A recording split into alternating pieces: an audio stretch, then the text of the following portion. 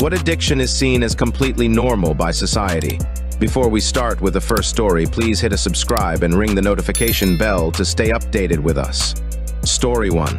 Disordered eating. There's a big misconception out there that you have to be literally wasting away from a popular eating disorder like anorexia nervosa to have a problem. In reality, disordered eating is addictive and very common. Very few people have a healthy relationship with food and may use the consumption or lack of consumption of it as a way to process their feelings, like they would an addictive substance such as alcohol. Believe it or not, humans are wired to eat when they're hungry, but an inability to process emotions correctly leads people to use their diet like a numbing drug. Story 2. Drinking. It's somehow considered perfectly fine to pound drinks for every social event also. It's also considered normal to drive while over the limit. It's ducking wild. Go into a club and count how many taxis or Ubers you see out front. It's really scary to think about. My wife and I used to get laughs when we said we were taking a taxi.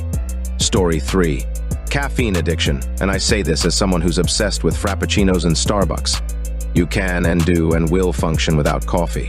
But if you really can't function without your coffee and Minion memes, you have a problem, Brenda. Story 4.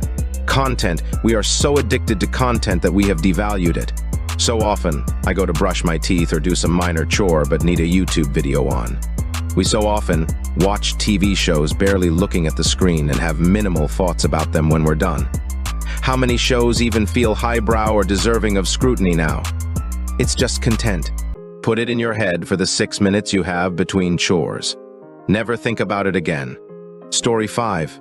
Phones. We don't realize that we are addicted to phones because it seems like having a phone or constantly checking our phones is just normal for us. We check our phones. That's the first thing we do when we wake up. It's the last thing we do when we go to sleep, and we check them every time something happens. I'm not saying phones are bad, but there's a real issue with addiction to them. Story 6. Being physically dependent on benzodiazepines is pretty accepted as long as you have a doctor prescribing them and don't misuse them.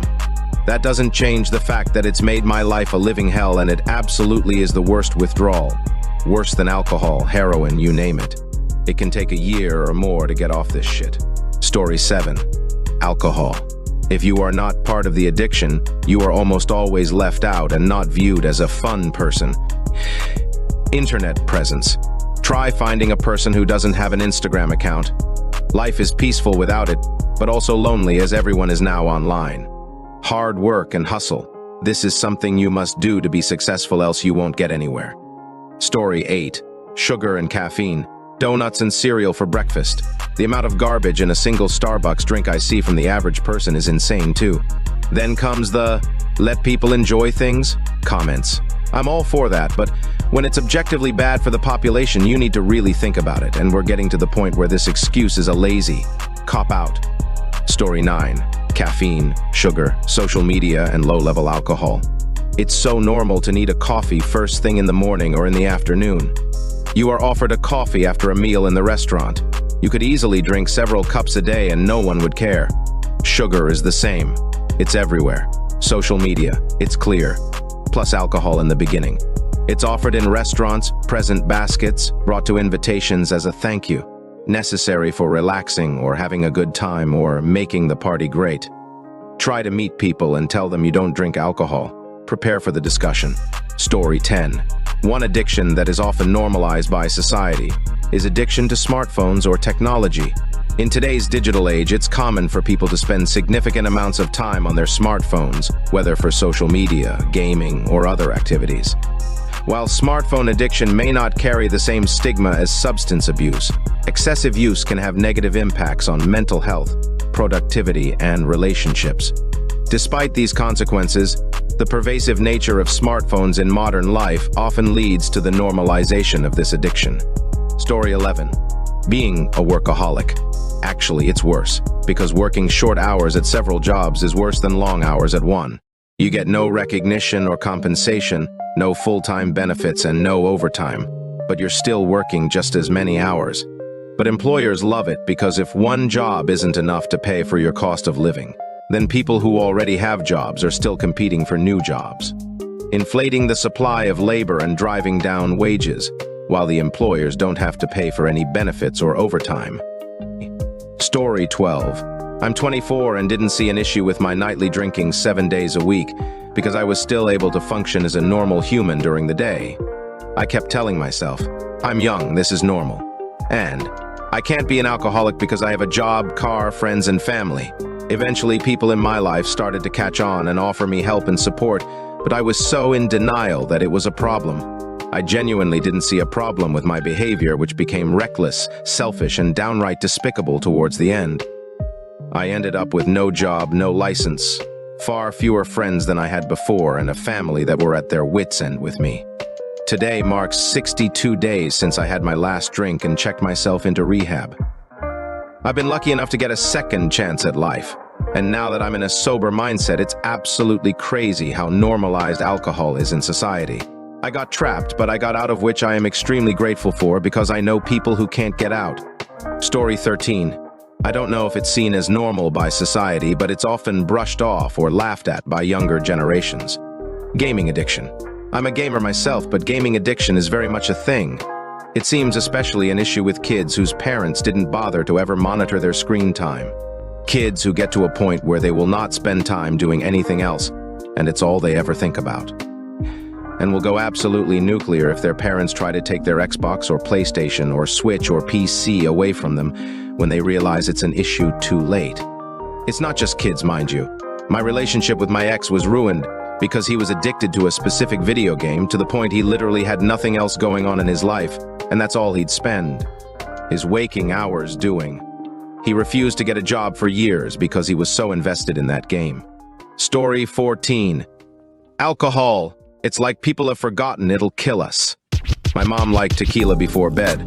Her liver quit on her and I lost her in October, and she'd lost her mind on her way out as well.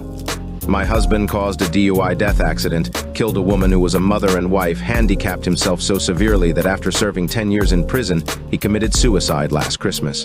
Yet if you don't drink, people are like, why? What's wrong with you? I don't think all that wine mom crap is cute or funny. I don't find men more manly because they drink beer, and all of my abusive relationships have been with guys who drank and were drinking at the time of the incidents. We've got to wake up. Oh, and porn, that one really peeves folks off. But when you can't get it or keep it, don't say I didn't warn ya. Story 15. Food addiction is not just eating a lot, it's not overeating a bit. Food addiction is having every waking thought revolving around food. It's having your physical and mental health compromised. It's avoiding social situations, hiding habits. It's about our brains being rewired, essentially, to require a dopamine hit from eating. We feel physical and mental side effects much bigger than hunger or hangry if we don't binge enough to meet our addiction. Food addiction is going through self-harm cycles of disordered eating, binging, purging, restricting over exercising, spending all our money on foods we feel we need. It's such a difficult one because when you say you have a food addiction, people climb out of the woodwork to tell us we'll eat what everyone eats. They joke about having addiction too, cause I'd feel like I'm dying too if I gave up eating. So maybe it isn't accepted by society as much as it's denied. Story 16. TV. Hey, we just binge-watched this TV show. Yeah, you blew an entire spring weekend on some churned-out reality TV garbage. Probably a large majority of Americans watch 3+ hours of TV a day, and this only has 10 upvotes, LOL. This is still probably the most ubiquitous time waste in the modern era. Despite YouTube, TikTok, etc., actually a quick Google is bringing up results saying the average anywhere from 4 to 5 hours. Tell me this is wrong. That is absolutely insane to me. You should average like 2 hours a day tops, and that's if you really enjoy cinema or TV as an actual hobby. Story 17. Some time ago, my wife and I did the ideal protein diet. It was essentially an Atkins-like diet that cut out pretty much all carbs. We did it for about 6 months or so, and lost a considerable amount of weight. About 3 or 4 weeks into it, right about when the carb cravings were just about letting up, her daughter dropped what we still call the cupcake bomb on us. She came home from school one afternoon and announced she needed something like 40 homemade cupcakes for a fundraiser or something the next day, and she couldn't make them because she had to work that night. Okay, we thought, we had this. We had made cupcakes before. The carb cravings were under control. Easy peasy. We did not have this. It started with the sweet, tantalizing smell of baking funfetti cupcakes filling the house. I had never smelled anything better in my entire life. When the first batch came out of the oven, I could have eaten them right there. Burns be damned. But I held strong and ate some cardboard-like thing that was supposed to approximate chips and tasted like shoes. By now, the second batch was in the oven and the whole house smelled like the most wonderful bakery in the world. I thought it couldn't get any worse than this. Boy, was I wrong, because soon enough came time to put on the icing and sprinkles. I don't know if you've ever seen New Jack City, but we were like Pookie in the crack room, shaking and about to cry. I couldn't handle the icing bag, so I was relegated to sprinkles and had a rough time getting them on the cupcakes. We were both sweating buckets. We finished without eating a single cupcake, much less the whole fucking batch. When our daughter got home from work, we were on the couch, exhausted and still in a cold sweat, and she, somehow, knew better than to ask what was wrong. All right, folks, that's a wrap. If you like more of this, please hit a thumbs up and subscribe to the channel. You can also share your thoughts in the comment below. I'll see you in the next video.